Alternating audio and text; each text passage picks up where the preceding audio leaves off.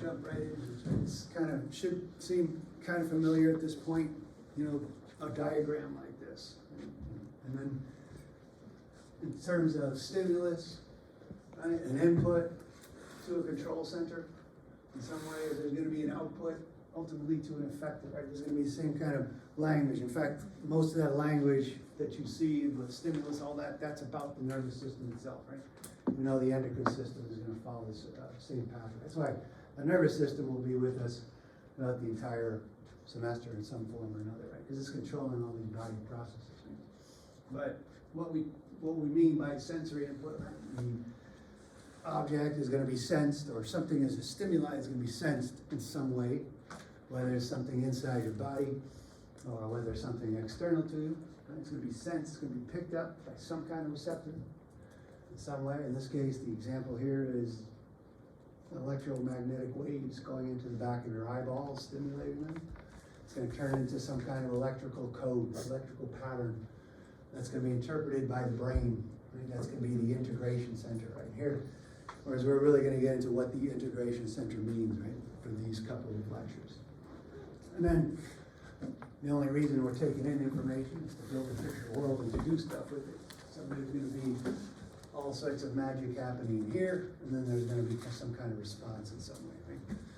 So in the brain, if you look at a picture like this, this is like a functional MRI, right? What it's doing is showing you activity in the brain, right? That is, they put special like radioactive material or something like that, or labeled material, glucose or something like that, or oxygen, some kind of material in there that's able to detect where the brain is active, right? When the muscle's active, you know it contracts and everything. With the brain, you gotta use these special techniques. And so this area, there's a particular area of the brain that's lighting up. And it's lighting up when you are interpreting speech or you're listening or something like that, right? Certain areas of the brain, right, are going to light up. So the question is, what is this lighting up? What are we talking about here? What does this mean that a certain area of the brain is lighting up? What is this detecting, you think? Activity? Like what activity? Like what's going on? Synaptic. So electric activity, ultimately, by the neurons, it's not actually detecting electric activity in this case. It's probably talking about the metabolism of neurons. The more active they are, the more glucose they use, or the more oxygen, whatever this is detecting, and then that area lights up, basically. So there's neurons, brain cells, neurons, and their nerve cells that are lighting up when they're active right there, because they're more active and they're doing stuff, right? So that's the inside part of your brain, right? Neurons, they're just talking to each other. Everything in your brain, everything you're hearing right now, seeing, feeling, touching, everything like that is just electrical signals bouncing around your brain in a completely incomprehensible manner that we're not really going to get into as far as consciousness and stuff, but that's what's happening in your brain, right? So today, we're going right into the sensory physiology, right? We're going to talk about how we receive signals, but we're not really going to talk about what those signals are or anything. That'll be the next lecture, lecture 8 on Tuesday. But what I want to tell you is like things like a signal, an input, like some kind of stimulus is going to create an electrical change. And just accept that for right now, because next time you'll understand what that refers to as far as electrical change. Today you're just going to kind of black box it. In other words, pure fucking magic. It happens with electrical signals. We're able to create electrical signals from neuron to neuron, and that's going to create whatever integration is happening, right? So today, I'm just going to say signals and stuff, right? So our general nervous system itself, right, is going to follow that same pattern that we've been talking about, right? That is, there's going to be a stimulus. In some case, you know, we might be talking about an external stimulus today. It's mostly external stuff, right? And there'll be a signal coming in, right? So stimulus over here, signal coming in, signal maybe inside the body, coming in right there, right? And then neurons, sensory receptors, right, are going to pick it up. Right? So there's going to be some kind of input signal. Right? Instead of like, we'll talk a little bit more about these input, right? That's going to be the afferent pathway, right? Afferent with an A, right? When there's an input into the brain of some sort coming from a sensory sensory receptor or sensory neuron coming into the brain right there. And that's gonna be the input signal. And then there's the brain, basically, and then all sorts of stuff is gonna happen in here, right?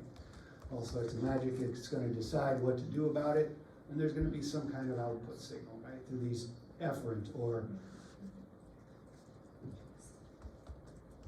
motor, right, that'll be the word we use for efferent pathways, motor pathways, because eventually motors move things, and eventually that's what's gonna happen in this motor pathway. Okay? This could take a couple of different forms. We're not really gonna talk specifically about this today, but right, this could be, go through the autonomic nervous system, right? This is kind of the things we're talking about with heart rate, or maybe endocrine secretion or gland secretion. Right? But then it could also be going out to actual muscle movement, skeletal muscle movement. Right? So that's really basically the basic organization of how we're gonna talk about it in the language we've been using so far, right? Input, afferent, blah, something in here, and then there's gonna be an output, right? That is movement of some sort, right? In the outside world, it's gonna be skeletal muscle contraction, where you're moving your body. In the inside world, it's your heart beating slower or faster, your blood vessels getting smaller or bigger, gland secretion, stuff like that. But that's all about movement, the efferent pathway. And basically, just to get into it like a little bit, you know, we're gonna talk about neurons in particular, and how they conduct signals, but there's three basic types of neurons that make up your nervous system, three classifications, right? You got sensory neurons, that is afferent, these would be the afferent pathway, right? These would be the ones that pick up information from the outside environment. That is, they're hooked up to some kind of receptor, like the backs of your photoreceptors in the back of your eye, your olfactory receptors in your nose, your taste buds receptors, some sort of information. But they could also be stuff that's monitoring your heart rate, your blood pressure, anything like that. The external or internal environment. And also, next time we'll also talk about, does anybody know what these things are called, like these little branches that are detecting information? Dendrites, so all that stuff, dendrites, axons, this is what the language, I'm gonna go over a little more specifically about parts of a neuron, but that's the part that's picking up information, right? And that'll be the sensory neuron. And then it's gonna go to the nervous system, over here, integrate, but let's go right to the efferent motor neuron. We'll call that the motor pathway, the efferent pathway. And basically, that one is gonna go from the central nervous system, for the most part, and it's gonna reach out through its axon, and it's gonna stimulate things like skeletal muscle, smooth muscle, which is gonna line your blood vessels, or cardiac muscle of your heart, something like that, right? It's gonna stimulate, it's gonna make things happen. Motor efferent. And in between them, which takes up 99% of your neurons, is interneurons, really, right? And it's just integrating information. And again, this is something we'll talk more specifically about what that means, integration of the information. We'll touch upon it a little bit today, but it's going to integrate. This is where all the magic happens, right, in your brain. Again, like 99% of your neurons in your body are these interneurons. They're just processing information. So you got this cables coming into your body, a whole bunch of magic inside, and you're gonna have an output, another cable going out to do the action. So these three types of neurons, right? Sensory, these are all based on functional. We're not gonna talk about the structural aspects, we're just saying sensory, input, integration for interneurons, and then the output is gonna be through these efferent motor neurons, right? So I just bring this up because some of the language which will come up right there, but that's very easy classification, right? So, as far as the organization goes, right, you can have the input, afferent, sensory, right? You want to kind of associate those words together, bringing information in, and you have an afferent or motor, you can output from the central nervous. See the arrows there? Some's going in, some's going out. Right? It's afferent, input, efferent, output, right? And then basic two types of information, big categories of information coming in to the nervous system is stuff from the external world, right? We'll call that somatic sensations. Somatic meaning body, right? And usually some people refer to this specifically to the skin, but you can think of anything that you're conscious of, anything you're aware of, right? In the environment, the outside environment typically. Stuff we're conscious of. But there's also sensations all over the body that your body needs to do stuff with that you yourself, your conscious self doesn't need to be aware of. This would be the visceral. When you think of visceral, think of your guts, basically the inside of your body. Your cardiac, all the cardiac tissue, your blood vessels, your blood pressure, all the stuff going on inside your body that you're not aware of, right? There's all those signals, there's all that stimulus, integration center, output, all that stuff going on that you don't need to be aware of. You're concerned, yourself, your conscious self anyway, is concerned with the outside world. So that'll be visceral, somatic versus visceral. Again, hopefully you remember a little something about this from anatomy, maybe not. Same thing with the output, right? Somatic, meaning the body again, right? Your skin and your muscles are basically the somatic part of it.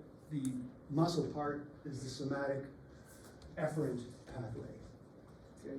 That is voluntary movement. I could do this just with my mind. Right? I just did that. I didn't have to do it. It was magic. I just did it. I did it. I voluntarily did it. Even though we have reflexes, even though we have unconscious sort of movement patterns, right? We can always override those, right? For this voluntary movement. Skeletal muscle basically is synonymous with somatic. That's really the only somatic output, skeletal muscle. Right? Things that are moving your bones or your whatever, any kind of thing that the skeletal muscles might do. The other type of effectors are going to be these visceral effectors. Cardiac muscle, this is a bladder. The bladder is lined with smooth muscle on the inside to make it contract and squeeze stuff, right? But it could be blood vessel, it could be your digestive tube, right, which has muscle around it that is going to move stuff through it. Or it could be glands, right? Gland secretion. Your saliva glands are stimulated, they secrete saliva. Your digestive glands are stimulated, they secrete digestive enzymes. Your sweat glands are stimulated, and they're going to secrete sweat, right? So all those are the output.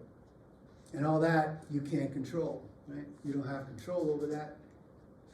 Right now, even though I can do this magically, I can't make my saliva glands secrete more saliva, right? Or I can't make my gut, I can't make my heart beat faster with my mind, right? Although I could indirectly, but you have to think, maybe I have to think scary thoughts or something like that, and then my heart would beat, but that's an indirect thing. That'll be based on your emotional output, but you can't directly control any of this visceral output. That's the general idea, right? And that's really, just for those words, they'll come up, somatic, visceral, but you want to make sure you understand that. All right? Oh, this was a quiz from last time. We're not going to get into that. Because it really doesn't matter. That's like an anatomy thing. All right, so inside your brain, over here, when we talk about the organization, the basic kind of big picture organization, when you go inside your brain right there, is the distribution. You're going to see these patterns of gray matter, so-called gray matter, and white matter. And so the gray matter over here basically is where all your cell processing, all your information processing going on. This will be your cell bodies, dendrites, unmyelinated axons, right, are in your gray matter. This is where all the magic is happening as far as synaptic signaling and all that, right? This is in the gray matter. This is your cell bodies, again, dendrites, unmyelinated axons that are doing all the information processing that makes the brain a brain. The white matter, all it is cables, just cables of axons, myelinated axons, going from one place in the brain to another place in the brain. Tracks, they're so-called tracks, big bundles of myelinated axons, right, going from, let's say, here to over here, right, or here to over here, right? Just all they are big, dumb cables. They're not doing any information processing, they're just carrying information from one place to another, fast. And that's what the myelination is, which we haven't talked about yet, but we will when we talk about neural processing and signaling. Right? So that's just the basics. Here's another picture of that, right? This is a picture you can see up on the top, around the outside right here. Right? You can see these are the neurons, right? Out here, this is all the gray matter, what the cell bodies are. And then they extend their axons out from one place. Maybe they're going over here, maybe they're going down over here, right? This is just, that's the white matter, okay? Does this all sound familiar? All right. And then while we're at it, right, that was your brain and your spinal cord. Outside, the nerves, right, all those things coming out of your spinal cord and your brain are the nerves. Just again, big dumb cables of myelinated axons coming to and from the central nervous system. And these are the axons. These are the axons that are called fibers. Over there, they'll be myelinated. Again, which we haven't talked about yet. We'll talk about next time. They'll be myelinated for fast conduction. And they're just cables coming into the nervous system, afferent information, going out with motor information. And this is what connects your brain to the rest of the body. Right, that's just basic background stuff that will come up occasionally, right? So when we think about the organization of the nervous system, we're going to start with these different types of receptors. Some are going to be called somatic receptors, right? Stuff we're conscious of, stuff aware of, stuff about the body.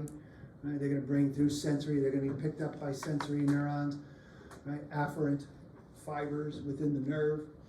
Right? They're going to go into the central nervous system. And then go up the so-called ascending pathways up towards your brain for integration, right? We'll talk to interneurons. Again, magic stuff happens, right? And in the brain, we're going to send signals down the brain and spinal cord, eventually connecting to motor neurons. In this case, somatic motor neurons, right? That are going to talk to effectors. Right? Their output is going to be to skeletal muscle, right? So that's the blue line right here. Right? That's the pathway afferent coming in, doing magic in the integration center, and then the output is going to skeletal muscle. Stuff we're aware of, stuff we're conscious of, and then stuff we have voluntary control. That's the somatic pathway in blue. But the same kind of word language is going to be used for your visceral pathway, and it's going to be picked up by certain types of receptors. Inside the body, right?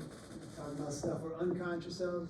It's going to come in, again, afferent fibers through the nerves, different integration centers, right? And then they're going to talk to different types of motor neurons. There's visceral motor neurons that eventually are going to talk to things like cardiac muscles, right? Glands, smooth muscle, again, remember anything about where that is, that's all in the lining of your guts or your blood vessels and stuff like that, right? So that's going to control like movement through the body. All right, good so far? That's it. That's the background of the nervous system that you're going to get. Hopefully you remember it, right? Information, input, right? You know, receptors. So the pathway is going to start with some sort of receptor. In our case, we'll talk about the somatic nervous system here. Outside the body, it's detecting maybe somebody poked you, maybe tickled you with a feather, maybe you stepped on a tack, maybe a bug is crawling on you, maybe you have an itch. Right? It's going to be picked up, be brought up through those afferent fibers in the nerves. Sensory, afferent, it's going to go up to the brain right there. Right? That's the whole entire pathway, whereas the motor pathway is going to start up in the brain or the spinal cord, and then go down, descend from the brain, down the spinal cord, and then out of the spinal cord to its target, right? Make something move. Okay? And then you're going to start with a receptor. All sorts of stuff go on inside the brain. You're going to end with an effector at the bottom, at the end, right? That'll be your ultimate response. And that whole stimulus response pathway, right? So I'm just going to go over very briefly, and then this would be something at least you can vaguely remember and then look back at the notes, but I'm just going to go over a couple of brain parts, right? Number one, we already talked a lot about the hypothalamus as far as the pituitary gland, but also it's the master regulator of your entire visceral motor neuron. That is the whole parts that all control all your inner parts of your body, the autonomic nervous system, right? The sympathetic, parasympathetic pathways, all controlled by your hypothalamus, that is master regulator, and then of course, it's also this connection in between your nervous system and your endocrine system through that pituitary gland, right? So that's your hypothalamus. This is a major sort of integrating center, right? Especially for all those homeostatic kind of balances that we're trying to control, right? And then above the hypothalamus, right above it, hypo means above, right above. Anatomically speaking is the thalamus. And then this one, again, we'll just talk about this maybe during the sensory pathway. This is just one of those integrating centers. It's going to kind of filter information. It's going to route it to the right place for sensory information coming up. I mean, it's gonna do a lot more than that, but for our purposes, when we talk about sensory pathways, the thalamus, everything's gonna go through the thalamus, right, before it gets routed to its proper place. And what it's doing basically is filtering all this information we don't need to know about for every given moment, right? As you're sitting here right now, there's pressure against the back of your thigh. You weren't aware of it, maybe, now maybe you're aware of it, but it was always there, right? The thalamus is saying, we don't care about this, and all of a sudden it says, all right, we care about this, and let it reach consciousness, right? That's one of the things it's doing. In any case, sensory information going up to your brain, right? Thalamus is one of those places that's gonna filter that information. And then basic spinal cord stuff. And this is where the routing of information coming from the body, going up to the brain, or from the brain down to the body.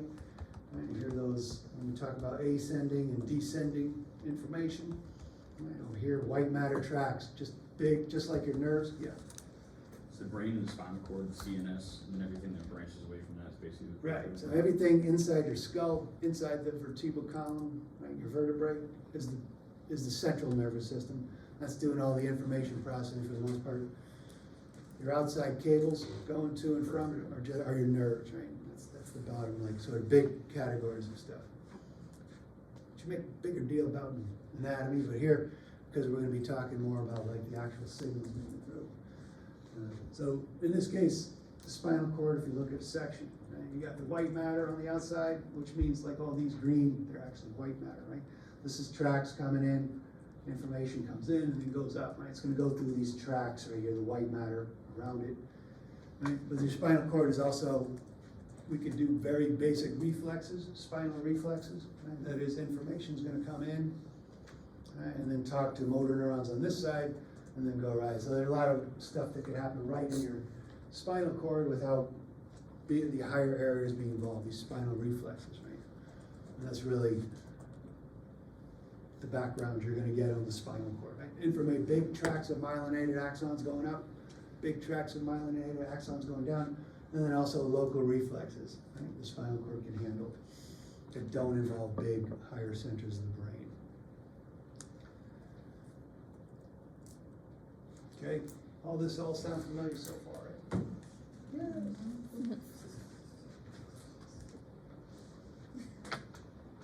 All right, so the brainstem. This is the last one. This is the last region of the brain. Just, pons, medulla, midbrain, whatever, right? The midbrain, that kind of in between the brain, the big brain, and the spinal cord. You got higher level reflexes being carried out in the brainstem, right? So in this example here, right, you got carbon dioxide, oxygen levels, pH levels being detected in certain areas of the body, and this is all that homeostatic balance mechanism we're going to have, right? A stimulus, right? It's out of whack. Low CO2 levels, right, or high CO2 levels, low oxygen levels are going to be detected by a receptor. Your pons and medulla are going to do things like this. Right? They're going to do integration and kind of carry out a response. That is, breathe heavier, or maybe decrease your heart rate, increase your heart rate, all that stuff. Right? So that's going to be your brainstem stuff, carrying out these very basic autonomic reflexes like that, right? But also, of course, with the brain, right, there's other stuff involved, and it's not completely done automatically. You have your big brain inputting, your emotions and stuff like that have an effect, obviously, on your breathing and all the visceral responses that you have, right? But in any case, that's the brainstem, right? With using ventilation as an example, but it does all sorts of things. Did you do the cerebrum? What? Did you cover the cerebrum? What's that? No? No. We're going to cover the cerebrum. We might touch upon it here and there. Actually, I do a little bit. But... It says it on the... All right, well, your cerebrum's your big wrinkly brain in your top there. No, we will touch upon it a little bit. But in any case, right, in that case, right, it's always going to be the same kind of thing. You're going to have some kind of sensory input. In this case, example of there's low oxygen, the partial pressure constant of the oxygen in blood vessels is being detected, right, by a certain type of receptor. Right, this glomerulus cell in carotid body, you don't have to know this or anything in particular, but that stimulus, right, over here, that's the stimulus, and it's detected by this sensor. Right here. This is just an example, right? what's gonna be happening here today. And this is just an example, that's detecting it in some sense, and that detection leads to some kind of electrical change, right, which you don't really have to know about today. We'll talk more about what exactly that electrical signal it is, right, but that stimulus is gonna create this response in the receptor cell, which is going to be transduced, right, by this receptor, right, to the sensory cell, to the sensory neuron in there, right? So in other case, this electrical signal over here, which is going along the membrane, is gonna lead eventually through magic stuff today, as far as we're concerned, to a release of the neurotransmitters. That's gonna lead to a signal to the sensory neuron, right, which again, that would be the sensory going in eventually to the integration center. And then we could increase our breathing or something like that to increase the oxygen. Makes sense so far? Alright, so pathways, right, in the brain, you're gonna start with some kind of receptor, in this case the picture showing a receptor embedded in your skin, sensory neurons hooked up to it, or maybe it is the receptor itself, and we got that pathway, right, pathway going in, the afferent pathway going into the central nervous system, so-called integration center, which is gonna involve a bunch of interneurons typically, and then the output, in this case for the spinal reflex, is gonna happen all there. And through a motor neuron is going to make the muscle contract or something like that. Right? This would be the typical reflex arc, right? But these are all the same kind of language that we've been using, right? Just a little bit more detailed about what they are, maybe. All right, so here we ask about the cerebrum. We're gonna start with this pathway. Right here, follow along, right? So this is why we don't talk about the cerebrum, actually. It's really complicated. This one or this one, here's the simple version of that.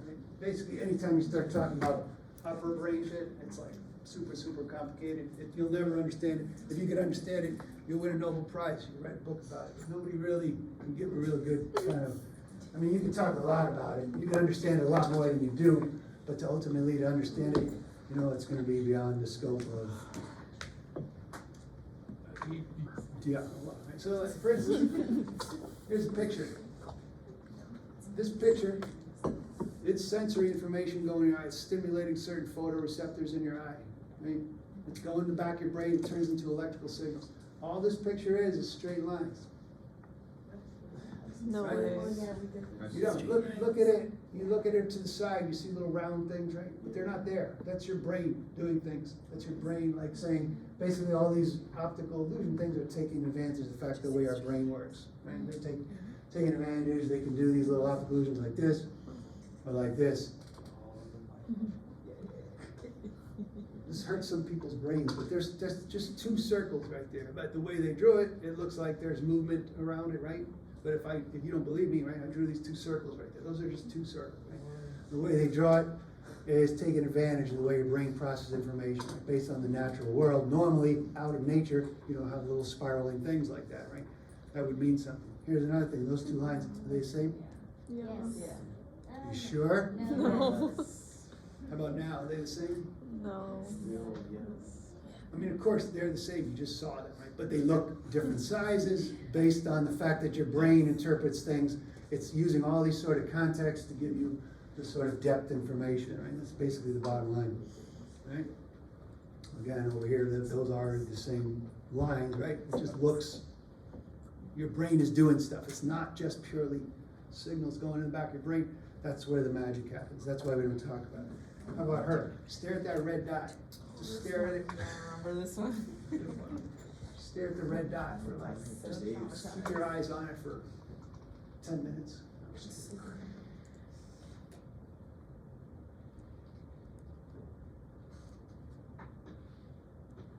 Okay, there's light going into the back of your eye, that red light. Your eye is being bleached in the back right there. This image is being projected onto the back of your eye, right? And your photoreceptors and everything are acting on it, right? Just keep on staring at it. Keep on staring at it. Right? Everybody staring at it. I think this is long enough, but everybody see that? No. There's the shadow. It's not the shadow. It should be, when you do it right, there It's should be like color. the color. I'll do it again in that. Yeah, you can see it if you like, you can see you gotta, usually it should, if you stare at it, maybe the light has to be a little different, but when you do this right, basically it comes out in different colors. And again, that's your photoreceptors in the back of your eye adjusting to what you're looking at and then changing its output. So basically, your brain's doing all this, when you say perception, that's the high level stuff going on, right? We're talking about nothing like that today. We're just talking about the stimulus pathway that'll eventually lead to that complicated messaging. Right? That's the idea behind this perception versus like this sensational information, right? So basically, what it means, all environmental stimuli, whether it's visual, auditory, or olfactory or something, it's gonna be transduced, that is, it's gonna turn from that physical stimuli, right? It could be a chemical molecule, a light wave, and it's gonna be turned into electrical signals, right, into your brain. After that, it's all electrical signals going on in the brain. It stops being what it was, and it's transduced. And then it's gonna be, the reason how we know it is gonna be very sent to very particular parts of the brain to interpret it, right?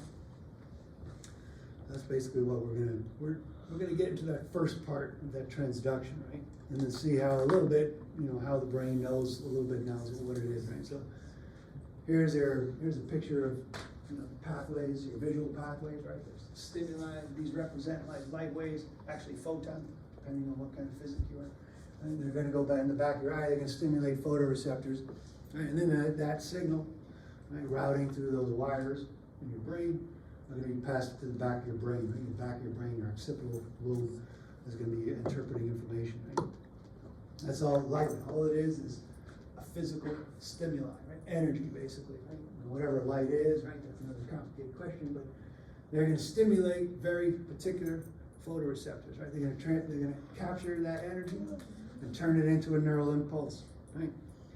So in the back, this is I don't know why I have an octopus eye. Oh yeah, because it's a little more logically, this is a human eye here, the photoreceptors, right? These are the ones, light's coming in and it's striking somewhere, right, on the photoreceptors, and then that's gonna send the signal. Right? The reason we have an octopus is they developed completely independently, these two, right? But they kind of turned out the same, except that the octopus is a little more logically organized. Like all the neurotransmitters, all the wires are behind the photoreceptors, right? So the light doesn't go through them like our eyes, like vertebrate eyes. So it's interesting, but they do have the same kind of function, right? They're picking up whatever's in the visual field right there, right? And these are, again, you may notice a lot of this isn't on your slides because I'm not actually gonna ask, I'm telling you about the general picture, I'm not gonna ask about photoreceptors. The light is coming in, picked up by photoreceptors, there's a lot of information processing going right there, but eventually it's gonna go back to the brain to be interpreted, whatever that image is, right? In very complex ways. That's light, also little molecules are floating around in the air right now, right? And they're gonna be picked up by the olfactory receptors in your nose, right here, to give you the sense of smell, right? It's gonna take a chemical signal, an atom, or a molecule, and it's gonna turn into electrical signals, right? Like here, this is the, again, chemical receptors in your nasal cavity, right? They're gonna transduce the binding of molecules onto receptors, and they're gonna turn it into a neural impulse. And that's gonna be sent to your brain. You're gonna interpret it in various ways, right, to give you the sense of smell. Right? That's like a chemical sense versus an energy sense of the light waves, right? These are all special sensory stuff. Right? And then the nerve endings have little receptors, and these little molecules over here bind to them. They create some kind of electrical change. And then it goes to the back of your brain. Not the back of it, the side of your brain. Actually, a very interesting pathway we get to discuss, but basically it's changing this chemical into an electrical signal. So there's a light wave, it's being changed into electrical signal. Here's a chemical wave, it's being changed into electrical. Everything's electrical signal. How does the brain know?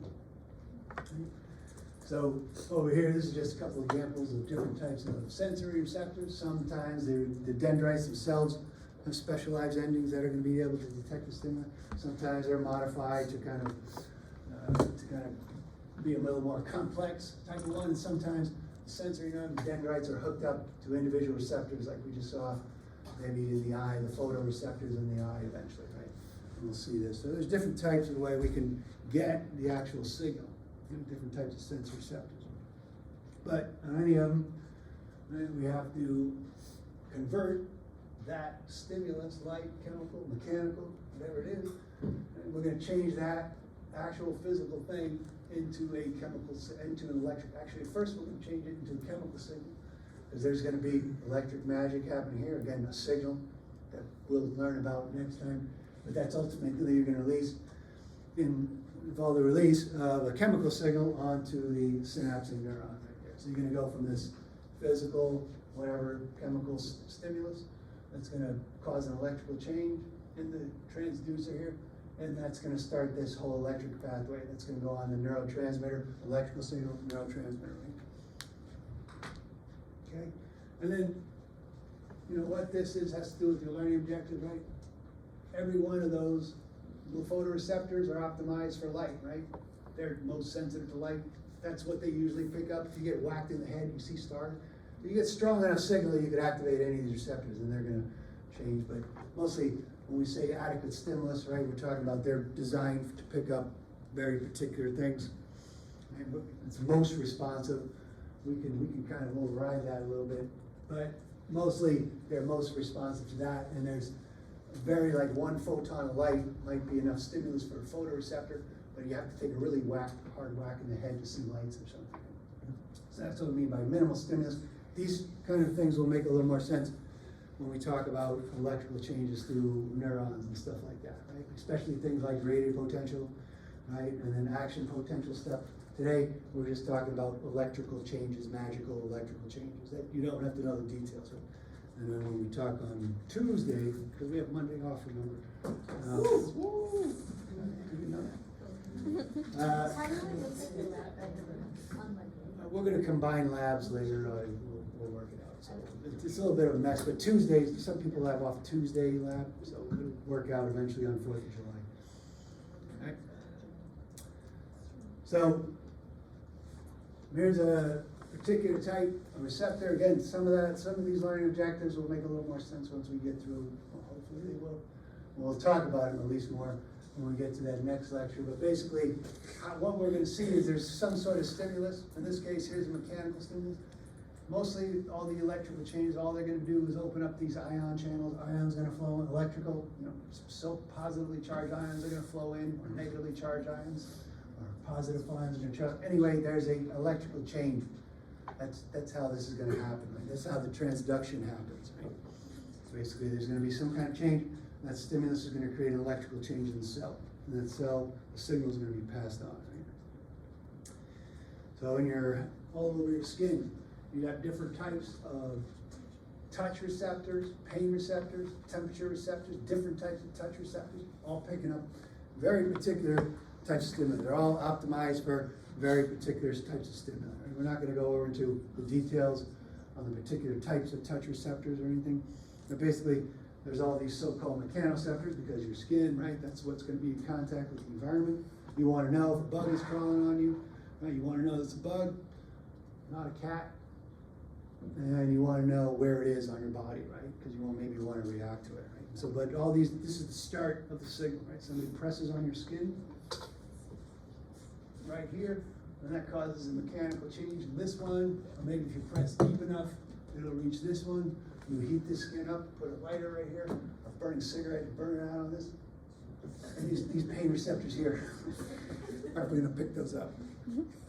I was thinking of that guy, you know that, everybody see Lethal Weapon, the guy, he's handing, that's what I keep thinking. In any case, so, back to this, right, all those signals, right, are gonna be picked up, in the case of your skin, all over your skin right there, they're gonna be going up to the nervous system, and they're gonna be sent to a very specific part of the brain, a very specific part, they're not just going anywhere, there's gonna be a one-to-one wiring going from this little receptor in my finger to a very specific part of your brain, right? So the question is, right, basically, what I'm asking here is all these stimuli, right, all the different types of touch ones, like hard touch, light touch, pain, all those things are coming from the genital area of your body, right, and they're gonna be wired to a very particular piece of your brain, right, and how's the brain distinct? It's all electrical signals, remember, whether it's a photon stimulating your photoreceptors, or a poop molecule stimulating your nose, right, or a taste bud, anything like that. All those are electrical signals. right? But they're gonna be interpreted by different parts of the brain, and we have to know where it's coming from, exactly where it's coming from, and like how hard it is and how long it lasts and stuff, right? So that's what this kind of section is about right here. It's probably the most difficult kind of conceptual part. You can read it in your book. I put the references down, right? But basically, we'll go over these four kind of things: how we code and process, how we tell all these electrical signals apart.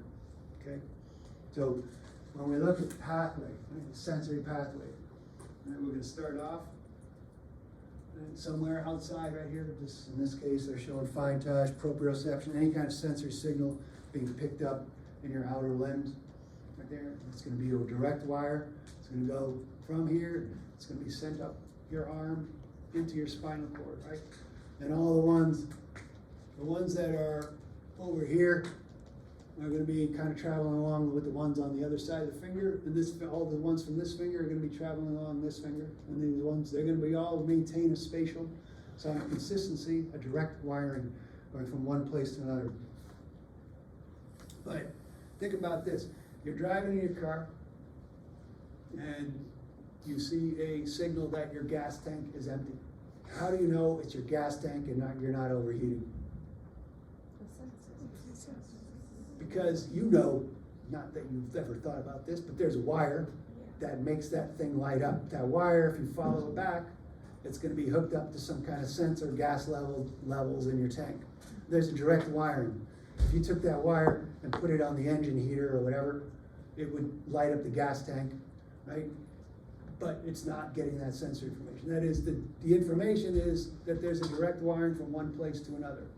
And then it shows up on the dashboard as a gas tank, and you, the person, self interprets it, right? Oh, I must be out of gas, because not that you thought about that wiring, but you know if that signal goes on, that's the gas tank. And it's all because there's a direct wire from that somewhere. Maybe it's indirect, maybe there's some synapses, but that's what I'm talking about here. There's a direct connection, and that spatial relationship is going to be maintained all the way up to the brain, right? It's going to be sent to very specific parts of your brain, right? So in the case of the, say, your touch pathway, all your body skin right there, it's going to be sent up. It's going to be, there's going to be a couple of relay neurons that are going to modulate the signal as it moves up. And it's going to be eventually routed through your thalamus, and it's going to be sent to a very particular part of your brain, right there. Okay, very particular part of your brain. In fact, every little part of that particular part of your brain, it represents a body map, right? That of your skin. So that the way they found this out is like they were doing surgeries on epileptic patients and splitting their brains, sticking electrodes in them, and they mapped it all out. They poked an electrode right here, and they said, "What do you feel?" They said, "I feel something in my finger." And what do you feel over here? I feel something in my face. So they know that these neurons in your brain are devoted to that particular patch of skin on your body, right? That's what that body map means, the so-called homunculus, the sensory homunculus. Right? It's a body map. These are neurons devoted to that particular area of the body, okay? And you may notice that the hand is much bigger than the whole trunk of the body. Right? Anybody know why this is? Anybody remember this from anatomy? Just more sensory receptors. There's more sensory receptors, right, in your fingers, right, than there are on the back of on your back, basically, right?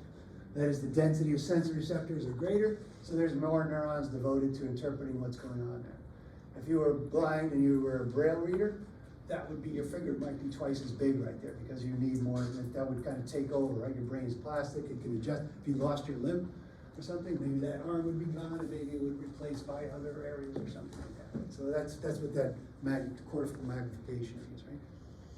So which receptor field? So it knows it's going to a very particular part of your brain. In this case, parietal lobe. Not that you have to know that, but it's going to the so-called somatosensory cortex, right, for interpretation. And that's how the brain knows, basically, that where that signal is coming from, right? Basically, that's the part of the brain that's devoted to that. And then each particular, not just sensory information from the skin, but very particular body parts, right? And then the body parts are magnified based on the density of sensory receptors. Right? So here, the spinal cord runs down here, the nerves branch out of the spinal cord, and they cover your entire skin, right? These are called dermatomes. I don't ask about these, but that's basically how those wires go out and innervate your skin. Anybody remember this from there? Dermatomes are fun.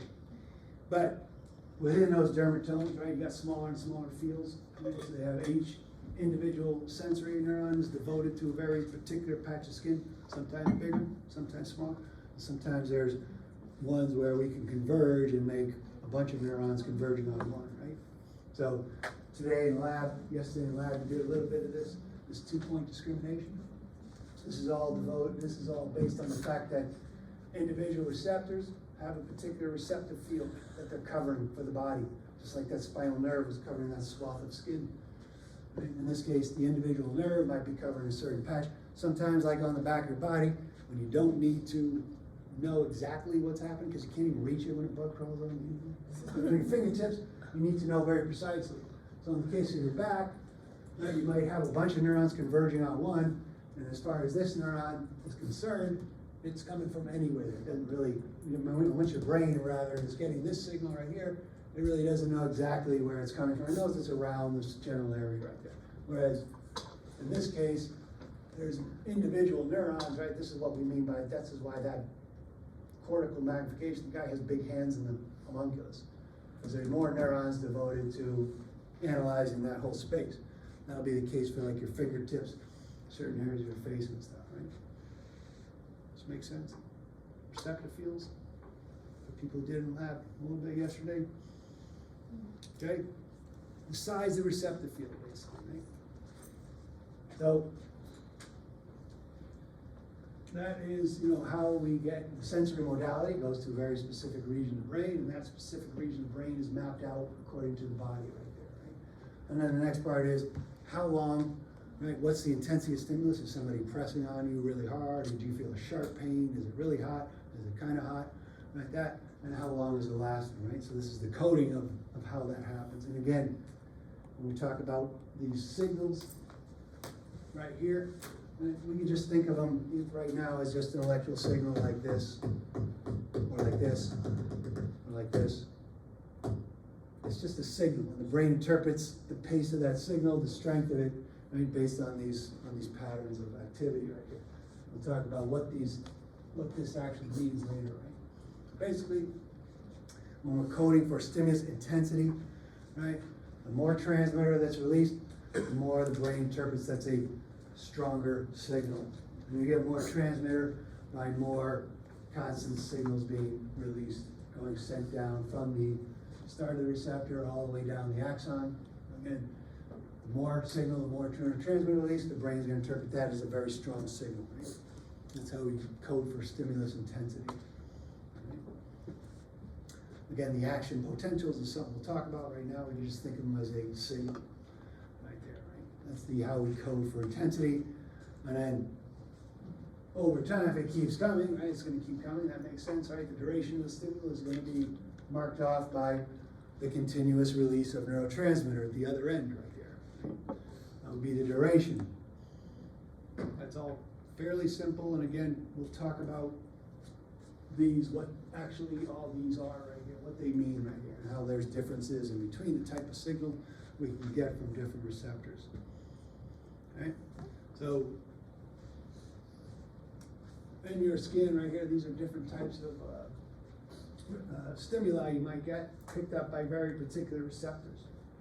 And they're sending different types of signals, as you see, right? In your very light touch, vibration and stuff, all this kind of things that might be happening continuously in your body, that your body really only cares about, changes right here. That is, there's a signal, and then once it keeps going, it kind of slows down a little bit. It says, you're right, you're sitting on a chair, we don't really need to know about that. Your clothes are against your body, like that. There's a certain vibratory thing in here, whatever that is, right? For touch and everything.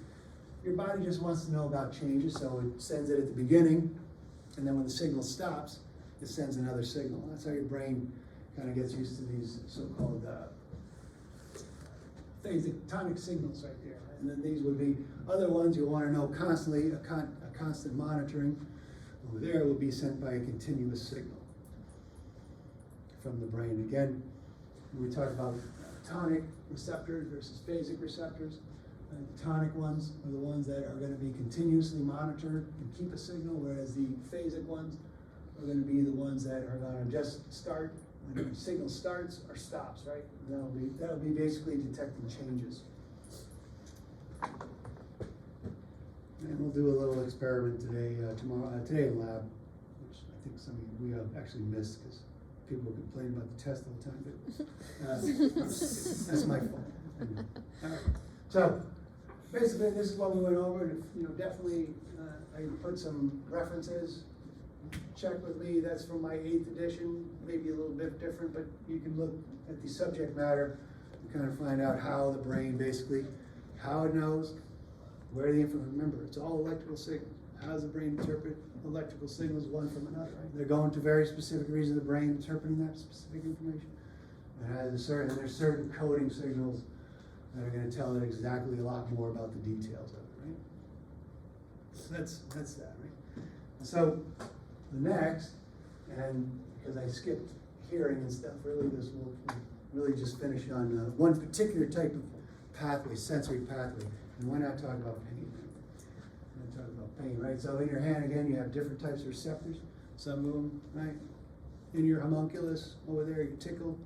You get tickled by a feather right here. Information is going to be sent out. Signals are going to go in, and it's going to go to your homunculus right there, and you interpret that because it's coming from a particular type of signal. Right? You know, from the neurons, right? You'll know exactly what's happening. Right? You interpret that as a light touch, right? Or something happens that's painful in some sense, and that same signal is going to go to the same region of the brain. The homunculus is actually a multi-dimensional homunculus, right? That has different sort of modalities, but it's going to be interpreted as pain somehow, right? This is the perception of pain that you feel consciously. We're not actually going to talk about that because it's very complicated. What we're going to talk about is how that pathway is transmitted. This allows us to talk about some of these examples of signal transduction, and as well as sort of how we integrate that information in different ways. Right? So we're talking about the pain pathway here. So the type of receptors that are in the skin, right, that are dealing with pain are called nociceptors. Right? Nociception is the sensory pathway leading to pain. These are usually free nerve endings. There, that is, they're not hooked up to any particular type of receptor. Right? So the dendrites themselves are acting as the receptors, like free nerve endings, and they're embedded within your skin. Right? And they're going to respond to dangerous signals that the body interprets basically as some kind of danger, damage to the skin, right? But also other things. Right? And these are all in your periphery right there. These are stuff we're conscious of. Right? These ones are not particularly in your guts and stuff like that. They're outside the body right there. Right? And all they are meant to do is protect you, right? When you have a nail sticking out of your hand, you want to know about it, you want to remove it, and you want to treat it, right? So these are all dangerous signals, right? And then we'll talk a little bit about the particular type of fibers, so-called axons, right? So again, pain itself is a subjective perception that we feel somewhere in our mind. Right? And there's two basic types of pain, two categories, what we call fast pain. And it's sharp, localized, you get a little pinprick, you immediately feel it like that. And it's very distinct. These are carried out by so-called delta fibers right here. And when we talk next time, we're going to be talking about the effect of the axons, myelination, the width of them, right, conduction. Next lecture, right, we'll kind of get back to why these are much faster signals. Right, the myelinated ones versus the unmyelinated ones, but this is the fast one. You immediately sense it right there. And this will also pick up certain mechanical stimuli, like cold, stuff like that. Okay. And then there's the slow pain. Again, the example is you stub your toe, you feel it very quick, and then after a little bit, you get this dull, aching pain. Right? That's the slow. That's the slow fibers, more diffuse, and not so distinct where it's coming from. Right? They're these C fibers. The slowness comes from the unmyelination. That is, again, we haven't talked about that yet, but when we do, we'll see that myelination is going to speed up the signal considerably. These other fibers over here, these large, unmyelinated, big axons that are going to be able to conduct much faster. Over there, mechanical stimuli, touch, stuff like that. Okay. itch is interesting, it's not directly, it's different, a little more confusing or a little more complex, but there are different types of nociceptors in there. They get activated by certain things that make you itch, right? And they're kind of related to the pain thing. They're also a little bit of antagonism, right? If you have an itch, what do? Like you rub it like this, right? You kind of dull those pains by activating different receptors that are going to kind of override it. Conversely, you ever see, who's from like Ocean Beach or something, or Pacific Beach? You ever see those guys on the corner going like this? You know what they're doing right there?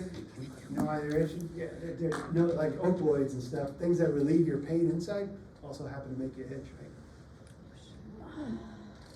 So if you see somebody doing that, they're usually on heroin or something like that. Just, but in any case, there's a relationship between, I'm from the Lower East Side of New York, that's the guy on the corner, always like saying, hey man, how's it going? You knew they weren't gonna mug you because they're on heroin, so it was good. In any case, that's just an interesting thing about the itch receptor. Alright, so, nociceptor pathways. We're gonna talk about this.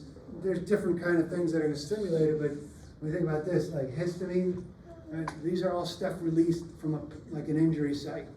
Nitroglycerin, we're not gonna really talk about what these are, but basically all these things are based around inflammatory pain. Right? Stuff that's happening, things are spilling out of the cell, and there's receptors that are gonna pick that up and relate it as pain, right? All these, along with the inflammation response, right? All these kind of things are being released, like histamines, progesterones, all these kind of things. You don't have to know anything particular, they're just stuff that's released into the area right there that's picked up, telling you there's something going on right there. Okay?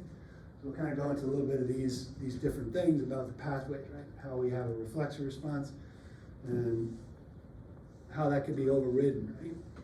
So again, nociceptor pathways are going to be picked up. There's some kind of breach or something going on here that's releasing molecules, right? In this area right here, those are little chemical molecules. Right there, they're going to be picked up by these receptors. They're going to activate. That's the stimulus. Something's out of whack.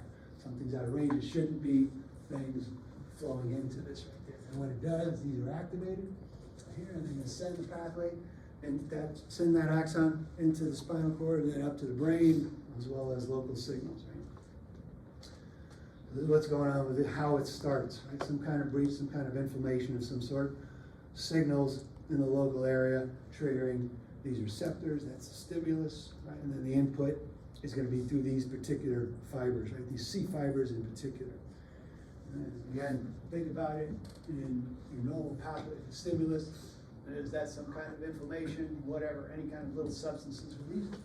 Sensory information picked up by those free nerve endings of those nociceptor, right, sensory neurons that are traveling into the brain. Magic is going to happen in your integrating centers in various ways and go up to your brain for pain perception, right, usually. I don't think there's an O. What? I think there's an O in there. What? I know. An O. Oh. Nociceptors. Where? You keep saying those. You keep saying. Oh, nociceptors? That's the New York way we say it, right? Better that way. Is that what you're focusing That's it. on?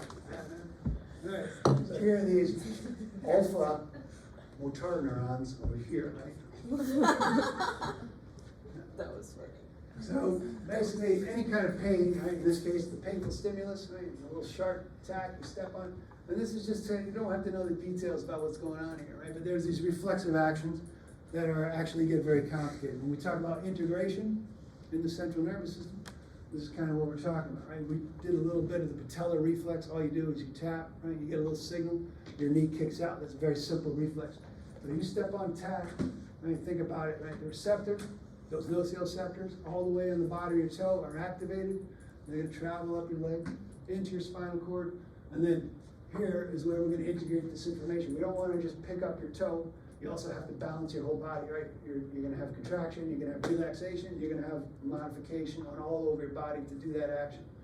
So that signal is integrated all over the body with these positive and negative signals. Don't worry about the details here.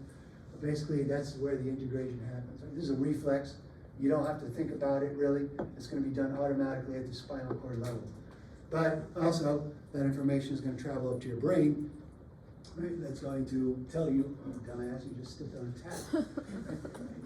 But all this is happening, right, this is basically simple, this is one of those reflexive actions that are gonna protect you to stop stepping on that right there, right? This is a reflexive actually, and then it's gonna go up to your brain and make you conscious of it, right? So again, we can't really get into what's happening because it gets immediately very complicated, right? But it's gonna involve, right, maybe if you're in an emotional state or something like that, maybe that hurts worse or less if you're in like you're filled with endorphins or something like that, or adrenaline or something like that. Maybe it's less, that's gonna be where this perception difference is gonna come out. But there's also things that can modulate the pain, like the guy with his finger over the fire right there, right? He can do that to show, he can kind of override this. This is what endorphins do basically, when you have like natural endorphins or heroin. Comes down, it kind of modulates this kind of pathway right here, right? Because we can kind of override that to some extent based on circumstances, or it can be more sensitive, right? So it's gonna go up to the brain, you can become conscious of it, and then from there, we can do more complicated things. So that is, you know, part of the pain pathway, but while we're talking about that, right? Anybody here read referred pain? We kind of went over this, maybe your anatomy teacher did, maybe didn't, but basically, remember those dermatomes, right? Your sensory, your somatic neurons cover very particular patches of skin that you're conscious of. Right there, everybody knows the example of somebody having a heart attack. Right? They're having a heart attack, and then all of a sudden they have shearing pain going down their arm right here, right there on their left side, particularly, right? Why are you having, if your heart is exploding, there's a lot of signals going on in there, why is the pain going down your skin like that? Right? Why is it happening, right? And the reasoning is that the neurons that are covering that patch of skin are kind of riding along the same pathway as information coming from your heart, basically, which normally you wouldn't be stimulated by. Stuff in here is unconscious, right? But if there's a lot of stuff going on, there's particular like big inflammation in the case of the heart, you know, there's a lot of stuff going on. But anywhere in your body right there, these neurons that are covering the skin are kind of traveling along the same ones that are getting that visceral, normally unconscious information, right? So somebody says, they come in, Daddy, I have a pain right over here. And I say, come on, it's okay, kid, you're okay, right? And then it turns out that, you know, they have a burst appendix and then they're in the hospital for weeks. What? That's my kid. And that's how I know about the itching, because they were given a lot of morphine to cure pain. Appendix burst, and she was in there for a while. She's doing the whole Amy Winehouse.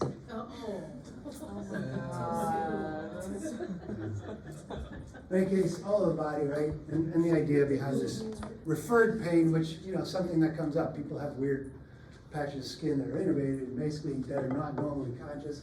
Right? This is the area of the kidney. Normally you don't feel anything, but if it's traveling along a similar pathway, there's some kind of spillover, basically. And that's how you get this referred pain, right? Conscious pain, like in the skin patch above it right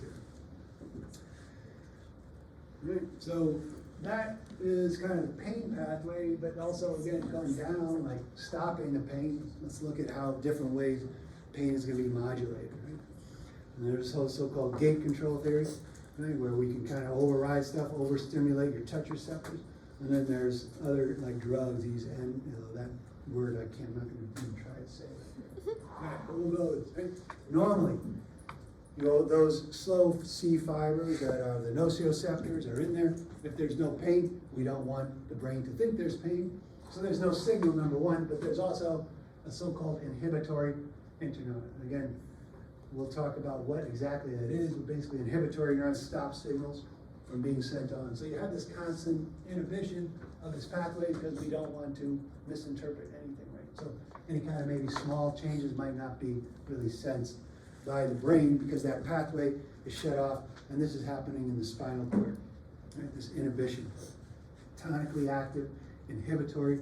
And we'll see this is how the brain works quite often. You have these inhibitory inputs stopping things, and really you have to override it. Okay, notice that the slow pain fiber, right, it's coming down over here. And if a stimulus does come, it's going to split into two pathways and activate both of these, right, or stop them, right? So in this case, the pathway here, it's gonna split off into that inhibitory neuron and for the signal, right? And what that does, right, when you have this strong pain signal right here, not only is it gonna activate this pathway right here, but it's also gonna stop the inhibition, right? So it's kind of a double increase in the signal right here by stopping that inhibition as well as having that flow go up to the brain right there. And so again, we do talk about a little more on, when we talk about neural pathways and stuff like that, this is a very common kind of thing, right? You want to stop an inhibitor, and that's going to allow the signal to go through. And you might say, why do you have the inhibitor? Why don't you just do it, right? But there's reasons. Right? One of the reasons is this. Right?